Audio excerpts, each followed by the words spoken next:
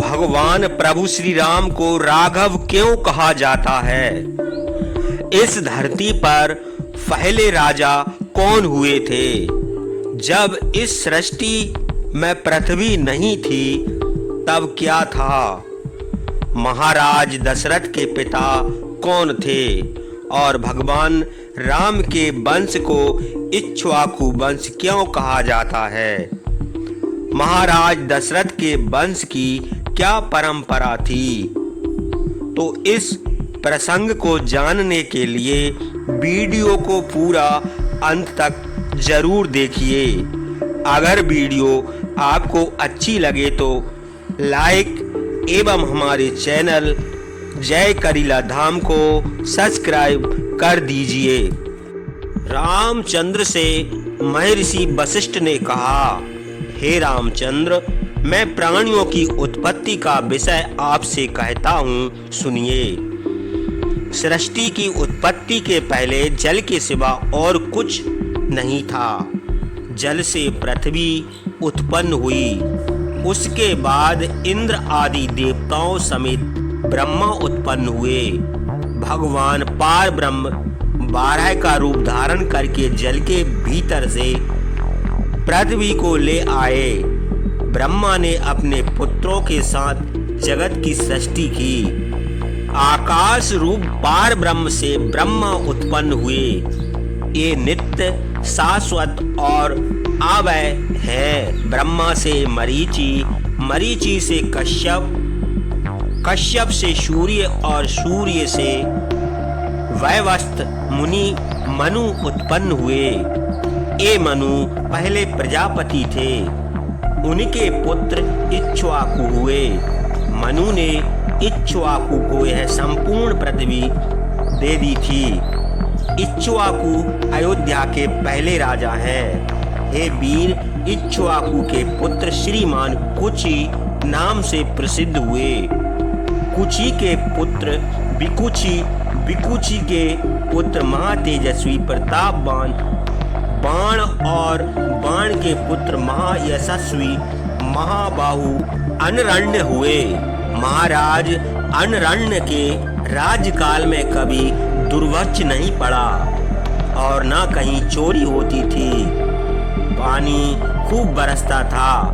अनरण्य के पुत्र महाराज पृथु और पृथु के पुत्र त्रिशंकु हुए। त्रिशंकु बड़े वीर और सत्यवादी थे। वे सहदेह स्वर्ग को चले गए।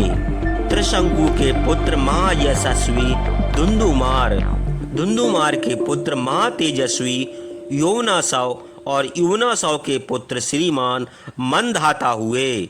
मंधाता के पुत्र महातेजस्वी सुसंधि और सुसंधि के ध्रुव संधि तथा प्रसेनजत 2 पुत्र हुए। ध्रुव संधि के पुत्र शत्रुनाशन भरत और भरत के पुत्र अस्ति और अस्ति के हाय तालजंग सूर और शशि बिंदु 4 पुत्र हुए। महाराज अस्ति के पुत्र अपने पिता से शत्रुता करने लगे। राजा ने अपने पुत्रों से युद्ध करने के लिए पहले तो सेना तैयार की, किंतु उनको परास्त करना कठिन समझकर वे मुनि का वेश धारण करके तपस्या करने के लिए रमणीय हिमालय पर्वत पर चले गए। सुना जाता है कि उस समय महाराज अस्ति की 2 रानियां गर्भवती हुईं। भृगुवंशी महर्षि च्यवन भी उस समय हिमालय पर्वत पर रहते थे। राजा अस्ति की एक रानी पुत्र उत्पन्न होने की इच्छा से महर्षि च्यवन की सेवा करने लगी। महर्षि ने उसे वरदान दिया कि हे देवी, तुम्हारे गर्भ से एक धार्मिक सुशील शत्रुओं का नाश करने वाला संसार में प्रसिद्ध महात्मा पुत्र उत्पन्न होगा।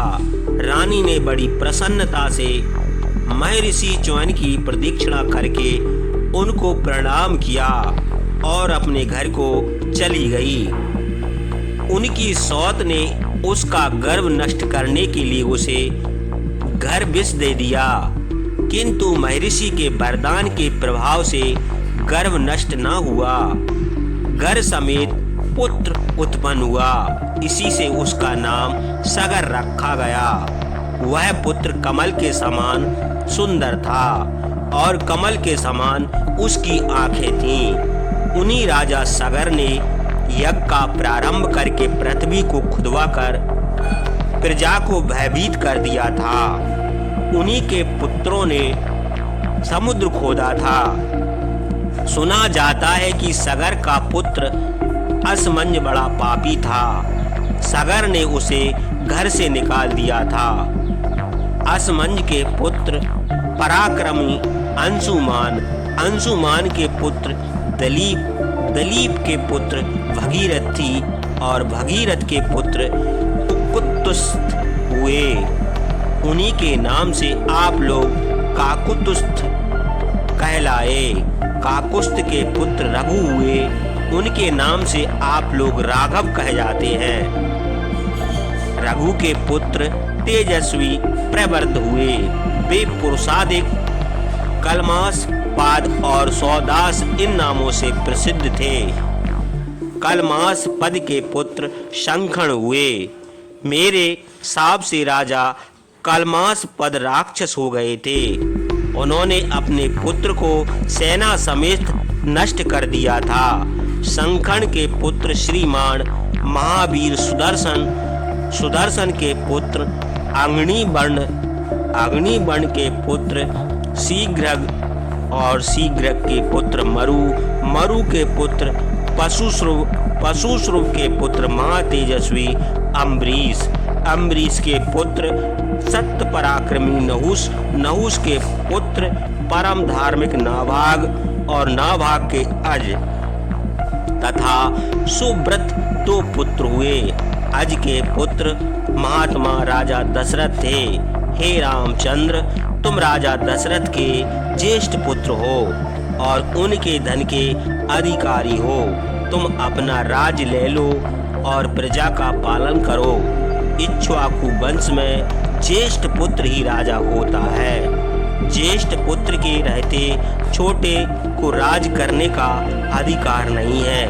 राज्य अभिषेक ज्येष्ठ पुत्र का ही होता है। तुम रघुवंशियों की परंपरागत कुल धर्म का नाश ना करो। अपने पिता के समान महायशस्वी होकर अनेक देशों और रत्नों से परिपूर्ण पृथ्वी का शासन करो।